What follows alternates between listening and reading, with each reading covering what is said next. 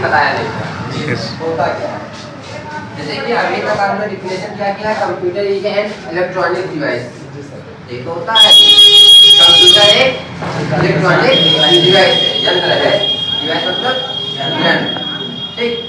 तो जो आपका आज के समय देखा होगा, अभी तक जो आपने पढ़ा है, क्या पढ़ा है कि कंप्यूटर एक इलेक्ट्रॉनिक डिवाइस है जो कैलकुलेशन करने के लिए आपको बनाया गया था पहले के टाइम में। उसका सिर्फ काम था कि कैलकुलेशन करना, कैलकुलेशन करना। लेकिन उसके अंदर प्रोग्रामिंग लैंग्वेज यूज हो गई, उसके बाद में उसमें और डिक्शनरी डेटा यूज होने लगा। तो आज के समय में देखा जाए कि वो सिर्फ कैलकुलेशन ही नहीं कर रहा है, दैनिक कार्यों को करने के लिए भी वो बहुत सक्षम हो चुका है।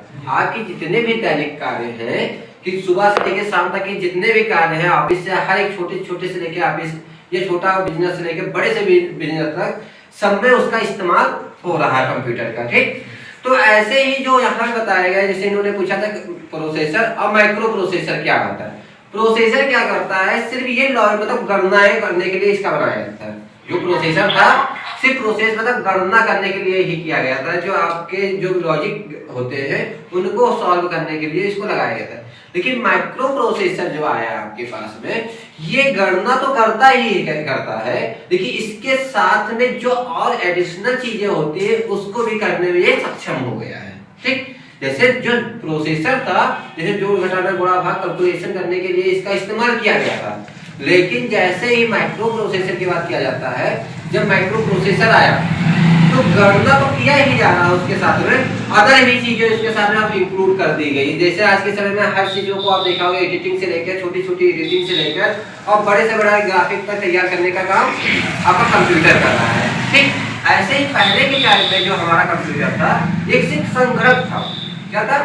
संगणक था, गणना करने वाला यंत्र। हिंदी में कंप्यूटर को संगणक कहते हैं, गणना करने वाला यंत्र। और उसी के आधार पे हमें कंप्यूटर का उत्पत्ति हुई। जैसे कैलकुलेटर एक आपके पास है तो वो भी आपका एक कंप्यूटर है। जैसे आपका कैलकुलेटर जो इस्तेमाल करते हो बेसिक तौर पे, वो भी आपका कंप्यूटर ही है। ऐसे ही यहाँ बताया गया है, computer is a very versatile electronic machine. जो कंप्यूटर जो होता है एक सार्वभौमिकता वाला, जो एक कंप्यूटर जो है सार्वभौमिकता वाला इलेक्ट्रॉनिक यंत्र है या डिवाइस है, जिसकी सहायता से डेटा किसी इनपुट डिवाइस की सहायता से, किसी इनपुट डिवाइस की सहायता से डेटा और इंफॉर्मेशन को। अब इनपुट डिवाइस क्या होती है? जिसके माध्यम से हमारा डेटा और इंफॉर्मेशन हमारे सिस्टम तक पहुंचता है। अब डेटा इंफॉर्मेशन की बात हम करते हैं पहले, ठीक। इनपुट डिवाइस से पहले हमारे पास जो भेजने वाला का है उसको छोड़ देते हैं, सिर्फ हम डेटा और इंफॉर्मेशन की बात करते हैं। अब डेटा हमारे पास क्या होता है, किस प्रकार का डेटा होता है? जैसे आपके पास हो जाएगा टेक्स्ट से रिलेटेड डाटा होता है, टेक्स्ट डेटा, फिर image data, graphics, animations, audio, video, ये 6 प्रकार के डेटा आपके पास होते हैं। इससे रिलेटेड ही सारे डाटा बने अभी तक ना। इसके अलावा कोई और डेटा है आपके पास? अगर टेक्स्ट में देखा जाए, चाहे एबीसीडी लिखी है, छोटा बड़ा लिखी है, या उर्दू में कुछ चीजें लिखी है, अरबी में लिखी है, फारसी में लिखी है, एवरीथिंग किसी भी आपको लैंग्वेजेस में लिखनी है, क्या आपको राइटिंग करनी है, तो हमारा कौन सा डाटा कहलाया जाएगा? टेक्स्ट डेटा कहलाया जाएगा। इसके बाद में किसी भी प्रकार की इमेजेस है, हाथ से बनाई गई इमेजेस हो, या फिर आपको फोटो द्वारा क्लिक की गई इमेजेस हो, या वीडियोग्राफी द्वारा निकाली गई इमेजेस हो, सारी हमारी फोटो के अंतर्गत आती है। इसके बाद हमारा जो तीसरा डेटा हमारा तैयार होता है ग्राफिक्स। ग्राफिक उसी की हाई क्वालिटी में आ जाती है, देखा होगा पीछे का बैकग्राउंड थोड़ा सा लॉजिक हाई लेवल का हो जाता है, तो ऐसे ग्राफिक्स होता है। इसके बाद में इन्हीं से छोटी छोटी इमोजी तैयार होती है, जिसको GIF फाइल कहते हैं। उसके बाद में उसको एनिमेशन नाम दिया गया है। एनिमेशन तैयार किया गया। आप कार्टून वीडियो देखते होंगे, अच्छे से आपको पता होगा कि एनिमेशन कैसे रन करता है।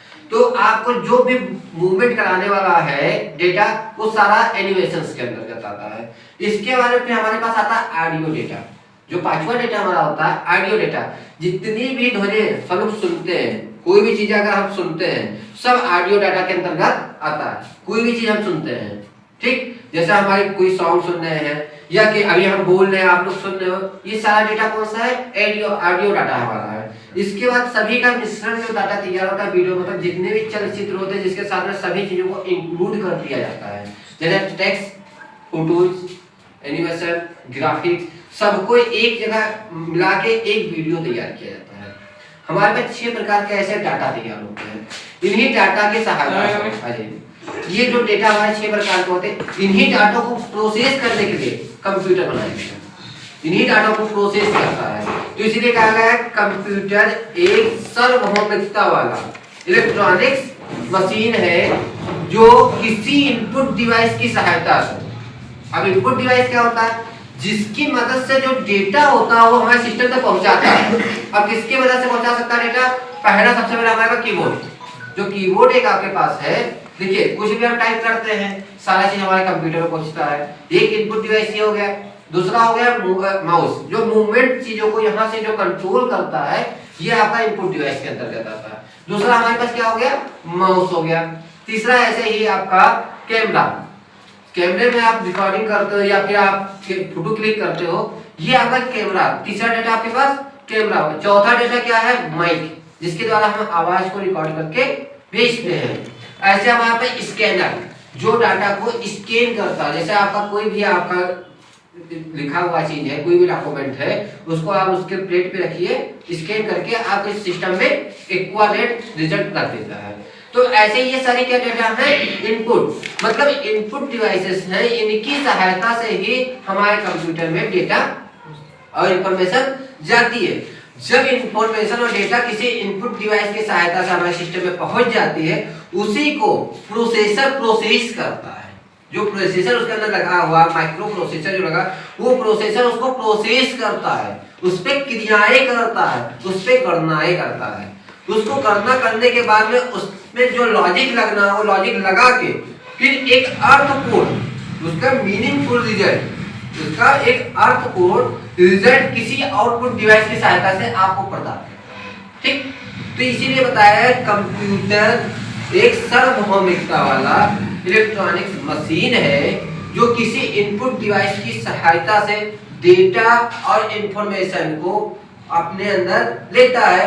उसको प्रोसेस करने के बाद में, किसी प्रोसेसर की सहायता से उसको प्रोसेस करने के बाद में उसका एक अर्थपूर्ण रिजल्ट आपके सामने आउटपुट डिवाइस की सहायता से देता है। यही इस पे लिखा हुआ है, computer is a very versatile electronics machine that process data and information. The input to a computer is data and its output is meaningful information.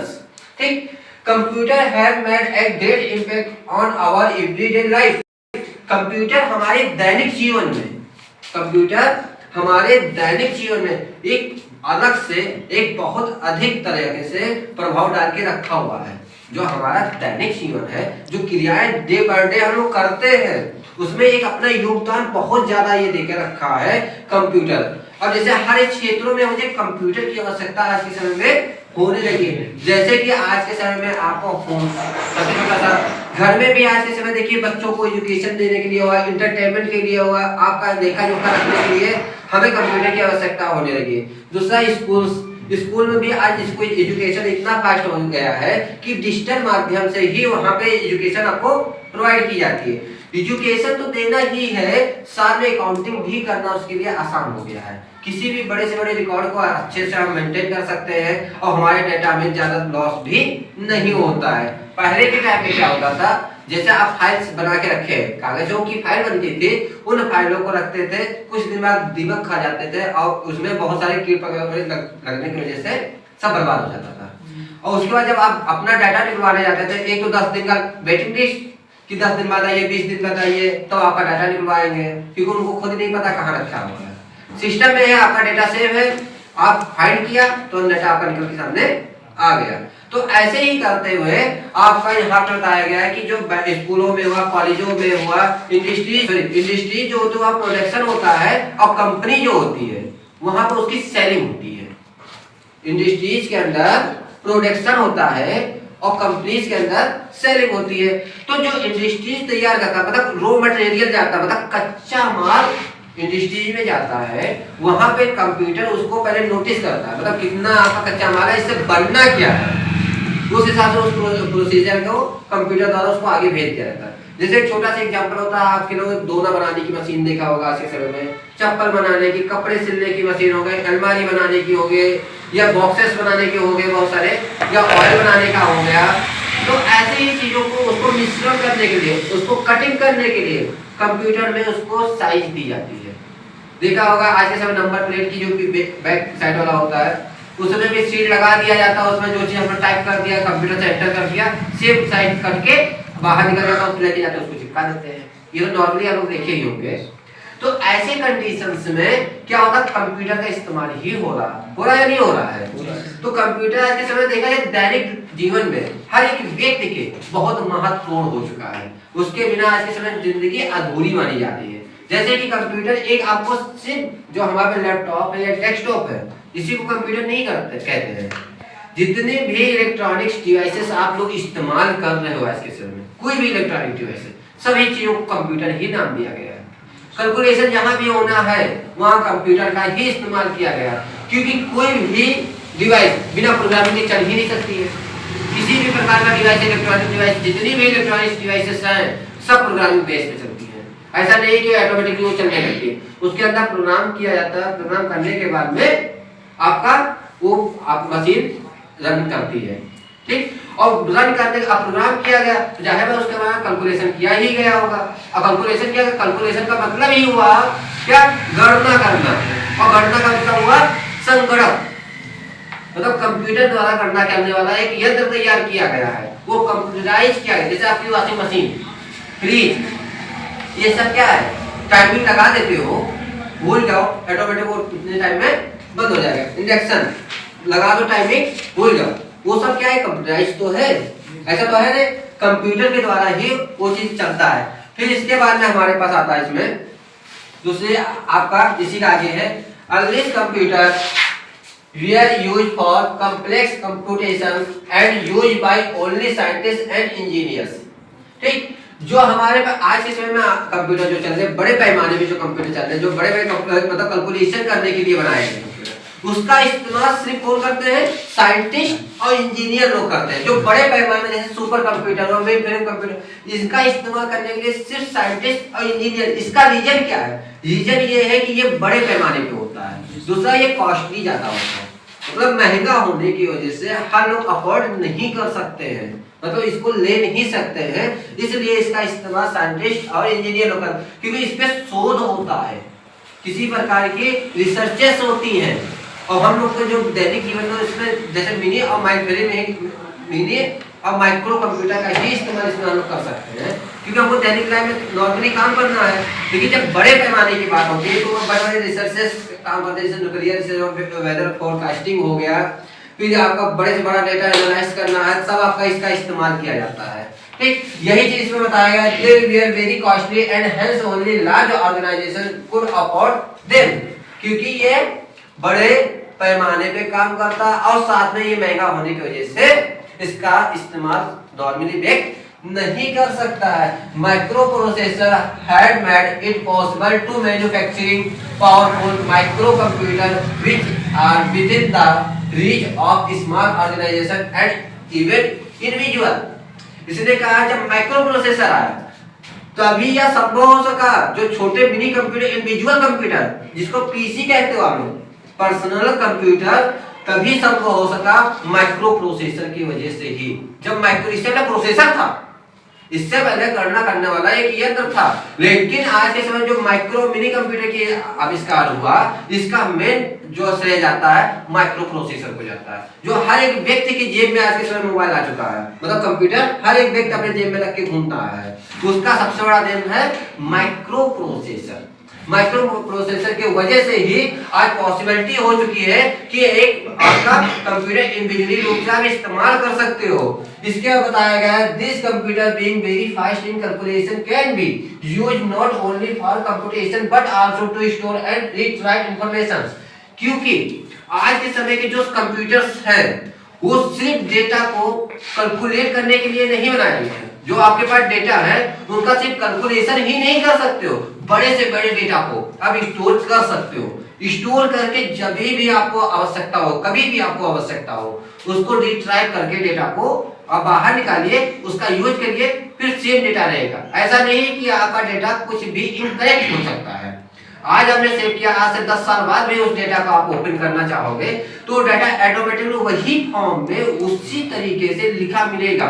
आप उस डाटा को रिट्राइव करके भी कभी भी मन हो देख सकते हो। यही चीज में बताया गया था, this computer being very fast in calculation can be used not only for computation. मतलब ये सिर्फ कैलकुलेशन और कंप्यूटेशन करने के लिए नहीं बनाया गया है आज के समय के कंप्यूटर, इसके साथ में ये तो करता ही करता है, साथ में बड़े से बड़े डेटा को स्टोर भी कर रहा है। और जब भी स्टोर आपको आवश्यकता हो रही है उस डाटा को रिट्राइव मतलब पुनः यूज कर सकते हो उसको। ठीक, तो ये आपका क्या था, व्हाट इज कंप्यूटर था।